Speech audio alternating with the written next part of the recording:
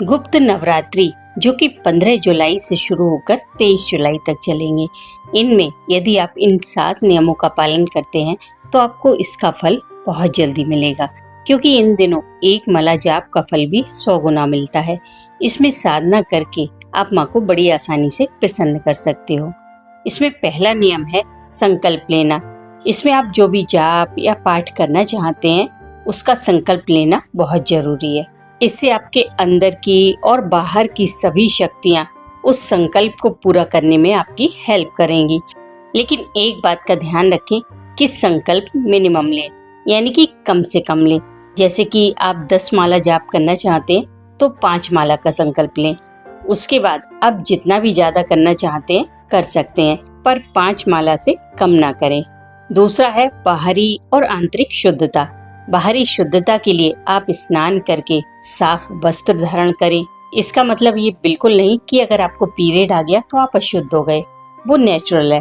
इसमें आप साफ सफाई का ध्यान रखें, पूजा के समय स्वच्छ वस्त्र धारण करें, फिर आप पूजा कर सकते हैं। दूसरा जो सबसे जरूरी है वो है मन की शुद्धि।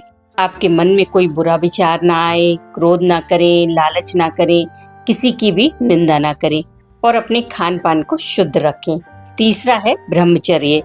इस समय आप ब्रह्मचर्य का पालन करें। अब ब्रह्मचर्य होता क्या है, तो देखिए, ब्रह्मचर्य का मतलब है ब्रह्म के साथ रहना, मन में हमेशा भगवान के नाम का ध्यान रखना, पाठ करना, मतलब पूरी तरह से सोते जागते उठते बैठते माता के ध्यान में ही लीन रहना, उन्हीं के बारे में सोचना।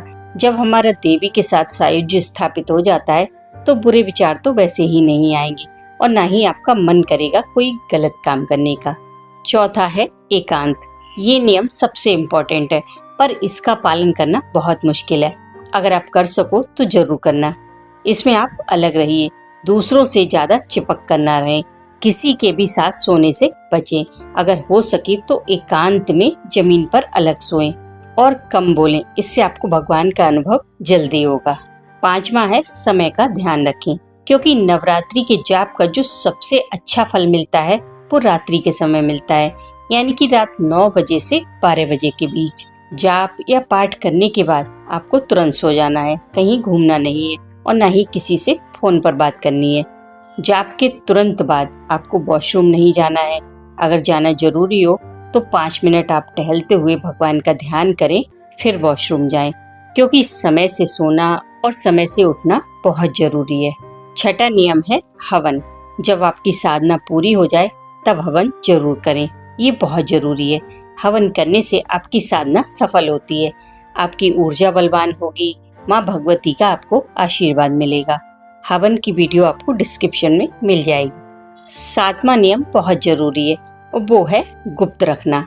इस समय आप जो भी मंत्र जाप या साधना करें उसे गुप्त रखें। घर के मेंबर्स के अलावा किसी को भी पता नहीं होना चाहिए कि आप कोई साधना कर रहे हैं। बाकी दुर्गा सप्तशती कैसे पढ़ें, अखंड ज्योत कैसे जलाएं, उसके वीडियो आपको स्क्रीन के लास्ट में मिल जाएंगी। जय माता दी।